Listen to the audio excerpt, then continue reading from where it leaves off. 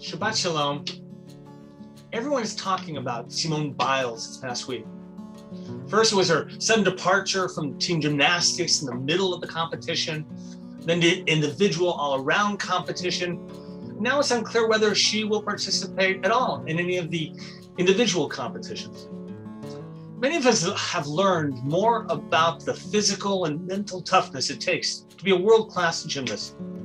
We've learned about the twisties that can happen to gymnasts when their internal gyroscopes seem to be out of sync. And aside from just a poor performance, the twisties can cause a severe injury in gymnastics, especially when it comes to that landing, which is so difficult and we're amazed at. We're so accustomed to the ease of their performance, we forget really how dangerous it can be. We've recently seen a number of athletes pull out of competitions or take off time from their sport in order to deal with mental health or emotional issues that impact their performance. It's led many people to criticize these athletes, questioning their fortitude and commitment. Many world-class athletes feel the pressure of performing. Athletes are cheered in their success and often booed when they fall short of expectations. How often has a pitcher been booed off the field simply being not able to pitch his best on a particular day?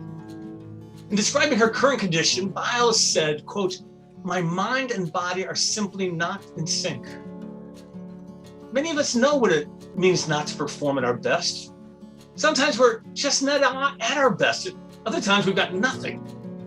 Imagine if you were booed out of the office on a day that you did not perform up to your potential. There are many times when I sit down to write a sermon, when I have writer's block and nothing comes out.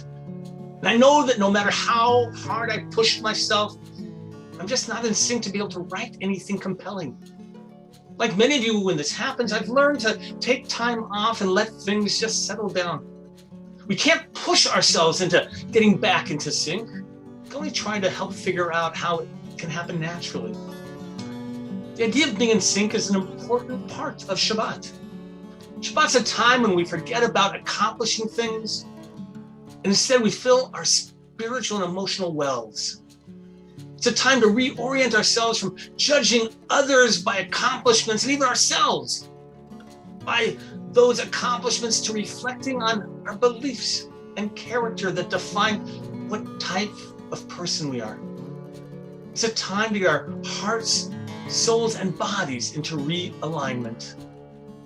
On this Shabbat, whether it's lighting candles, sharing a Shabbat meal together, joining us for services, or just taking time to be reflective, I hope that you'll find realignment and to be resynchronized. Wishing you a Shabbat of peace, Shabbat Shalom.